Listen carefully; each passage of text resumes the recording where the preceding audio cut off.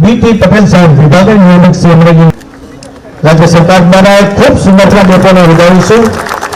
એક હાથ મેળો કે જે રીતે અમરેલી જિલ્લા માટેની વાત હોય વિકાસની એ વિકાસ માટે આ જિલ્લો કે પાછળ ના રહે આ જિલ્લામાં વિકાસના કાર્યો પૂરતા થાય એ પ્રકાર સરકાર દ્વારા ખૂબ મોટી રકમના નાણાંઓ અમરેલી જિલ્લા માટે ફાળવવામાં આવી રહ્યા છે